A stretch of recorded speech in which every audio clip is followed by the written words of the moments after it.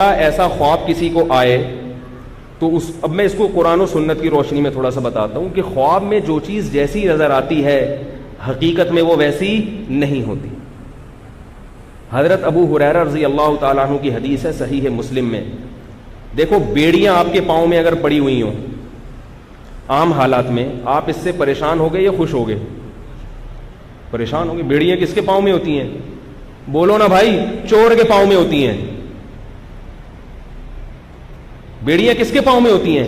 چوروں کے پاؤں میں، جن پہ جرائم ثابت ہوتے ہیں. اکثر و بیشتر، کبھی بے گناہ کے بھی ہوتی ہیں، اکثر و بیشتر کس کے پاؤں میں بیڑیاں ہوتی ہیں؟ چور کے. لیکن حضرت ابو ہریرہ کی حدیث ہے صحیح حدیث، وہ فرماتے ہیں کہ احب القید فی المنام، کہ میں خواب میں اپنے پاؤں میں بیڑیوں کو پسند کرتا ہوں.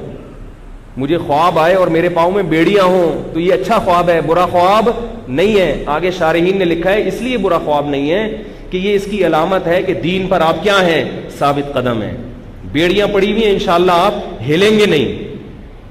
اب دیکھو، اب میں کسی کے بارے میں خواب سناؤں کہ اس نے یہ دیکھا کہ میرے بارے میں کوئی خواب سنا ہے کہ مولانا طارق مسعود صاحب کے پاؤں میں بیڑیاں پڑی ہوئی میں نے خواب میں دیکھا. میں کہوں تو گستاخ ہے، میرے بیانات بھی سنتا ہے اور مجھ پہ تہمت لگا رہا ہے، بیڑیاں پڑی تھپڑ. میں کوئی چور کا بچہ نظر آتا ہوں تیرے کو؟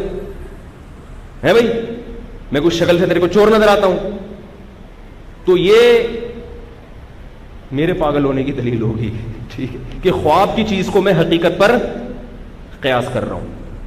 خواب کی باتوں کو میں جاگتی حالت پر قیاس کر رہا ہوں. خواب میں بڑی عجیب عجیب چیزیں ہوتی ہیں. ابن سیرین رحمہ اللہ کے دور میں کسی کو خواب آیا کہ میں نے دیکھا کہ میری چارپائی کے نیچے آگ لگ رہی ہے. تو انہوں نے بتایا کہ بھائی وہ کھودو نیچے خزانہ ہے. کھودا تو خزانہ تھا. انہوں نے کہا سردیوں میں آگ کا دیکھنا یہ کیا ہے؟ رحمت ہے اللہ کی. ایک واقعہ لکھا ہے واللہ عالم کی سند نہیں ہے تو چھوڑو، یہ کوئی ہمارا استدلال اس سے نہیں ہے، ٹھیک ہے. اور تاریخی واقعات کے لیے سند کا بہت زیادہ مضبوط ہونا بھی ضروری نہیں ہے. یہ بھی ایک بات ہے جو میں بھی بتاؤں گا. اس پہ بھی لوگ پکڑتے ہیں ہمیں اس تاریخی واقعے کی سند صحیح. ہاں، اس تاریخی واقعے سے کوئی شرعی مسئلہ ثابت ہو رہا ہو پھر اس کی سند کا صحیح ہونا ضروری ہے. اس کو بھی کچی پکڑ کے رکھیں. میں اس پر بھی مجھ پر الزامات لگیں، اس کا میں جواب دوں گا. تو میں یہ عرض کر رہا تھا کہ پہلی بات یہ کہ خواب میں کی تعبیریں ہوتی ہیں. اگر خواب میں کسی نے دیکھ لیا کہ فلاں رسول اللہ فلاں رسول اللہ، تو یہ اس کی علامت نہیں ہے کہ وہ ختم نبوت کا منکر ہے. وہ خواب ہے، اس پہ کیوں ڈانٹ لگا رہے ہو اس کو؟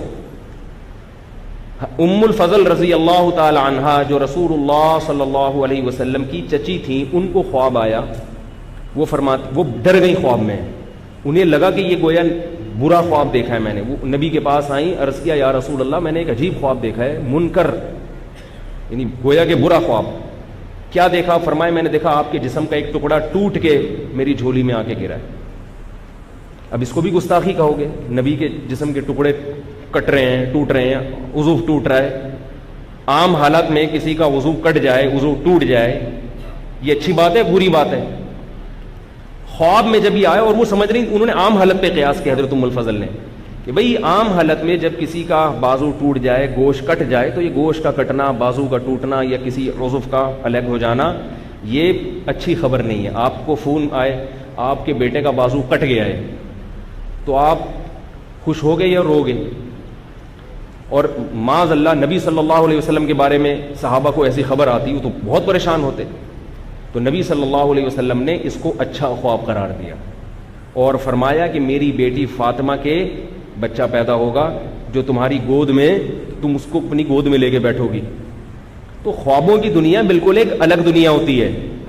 سمجھ رہے ہو کہ نہیں سمجھ رہے؟ ایک اور خواب میں سناتا ہوں. علامہ ذہبی رحمہ اللہ تعالی جو جرح و تعدیل کے بہت بڑے امام ہیں، انہوں نے اپنی کتاب میں نقل کیا ہے. اب ان پہ بھی گستاخی رسول کا فتویٰ لگا دو. علامہ ذہبی پر اگر لگاؤ گے نا فتویٰ تو آپ کو جرح و تعدیل کے امام سے ہاتھ دھونے پڑ جائیں گے، حدیثوں سے ہاتھ دھونے پڑ جائیں گے. انہوں نے واقعہ نقل کیا ہے کہ کسی کو خواب آیا کہ نبی صلی اللہ علیہ وسلم کا انتقال ہو گیا ہے. پتہ یہ چلا کہ امام احمد بن حنبل کا انتقال ہوا. پتہ یہ چلا کہ امام شافعی کا انتقال، امام احمد بن حنبل کے انتقال سے پہلے ایسا خواب آیا. یہ میں ان کی پوری عبارت ذرا آپ کو سناتا ہوں.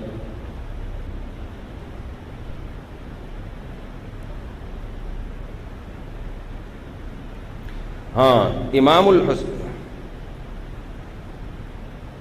امام ثوری، امام شافعی اور امام احمد بن حنبل تذکرۃ الحفاظ میں ہے کہ امام شافعی، امام احمد ابن حنبل اور امام